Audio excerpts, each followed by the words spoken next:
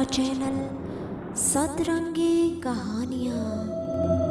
रोजाना की तरह चौकीदार श्यामलाल रात के 12 बजते ही अपनी ड्यूटी पर निकल पड़ता है। दिसंबर का महीना है, सर्दी जोरों पर है और आज कुछ तेज हवाएं भी चल रही हैं जो चुभती हुई ठंड का एहसास करा रही हैं।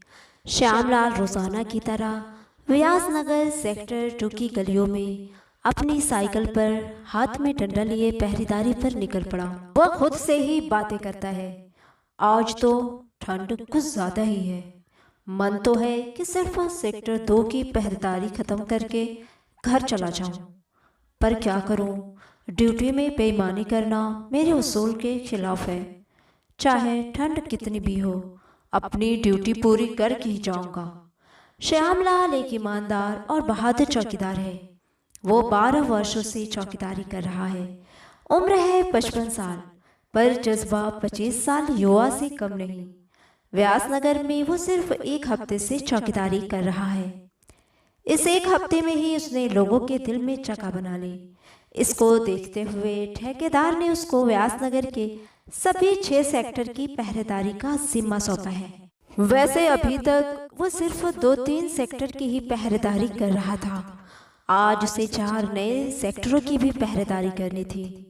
श्यामलाल तराना गुनगुनाते हुए चक्कर लगाता है। ये लो, आ गया आखिरी सेक्टर। अब बस इसको पूरा करके घर चला जाऊंगा।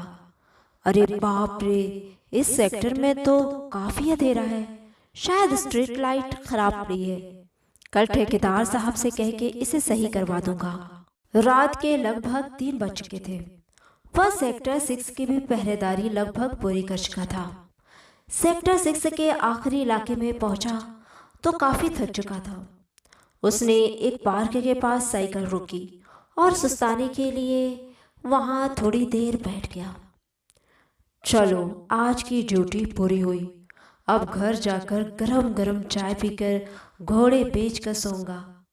तभी श्यामलाल को किसी की आहट सुनाई देती है।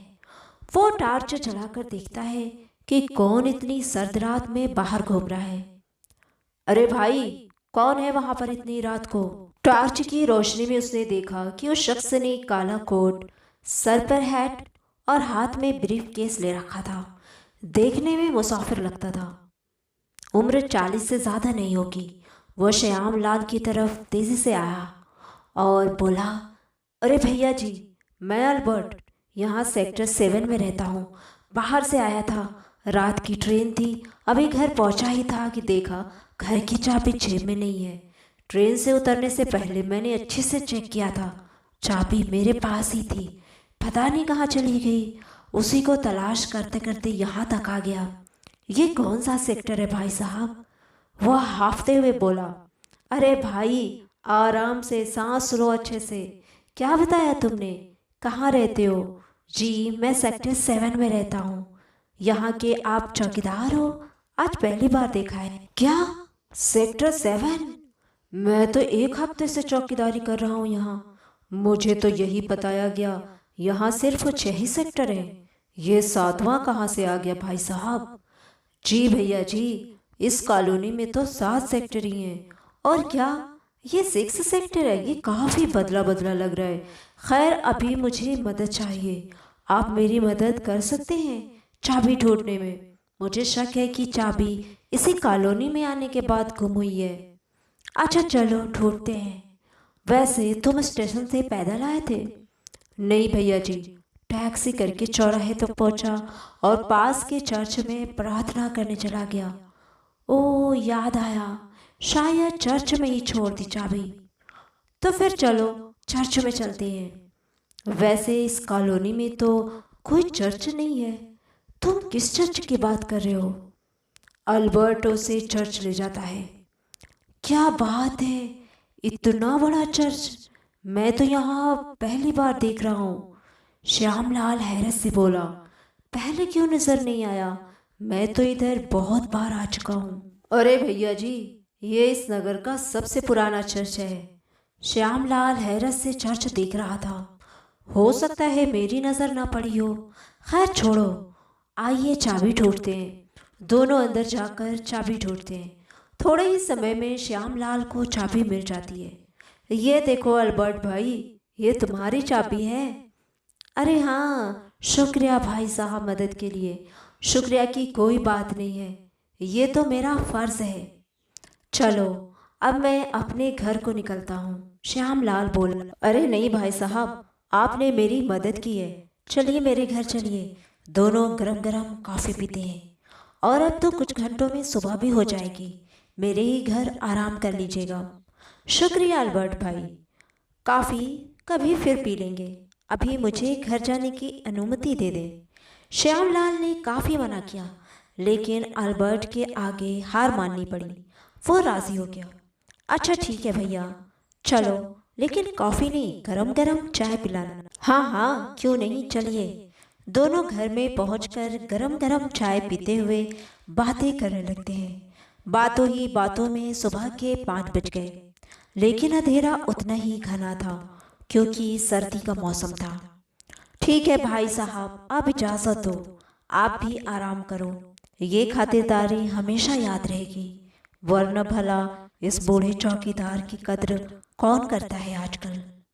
अरे नहीं भाई साहब, आप तो मेरे बड़े भाई की तरह हैं, और आज से हर सुबह आप मेरे घर आइए और मेरे ही साथ चाय पीजिए। ठीक है अल्बर्ट भाई, अब देखो ना, हम कुछ घंटे पहले अजनबी थे और अब ऐसा लग रहा है बचपन के दोस्त हैं।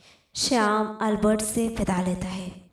अल्बर्ट उसे अपना कार्ड देता है। ये लीजिए मेरा कार्ड, कभी आपको मेरी ज़रूरत हो तो कांटेक्ट कर लीजिएगा। ज़रूर मेरे भाई। और श्यामलाल घर की ओर निकल पड़ता है। श्यामलाल जब घर पहुंचता है तो उसकी नज़र घड़ी पर पड़ती है।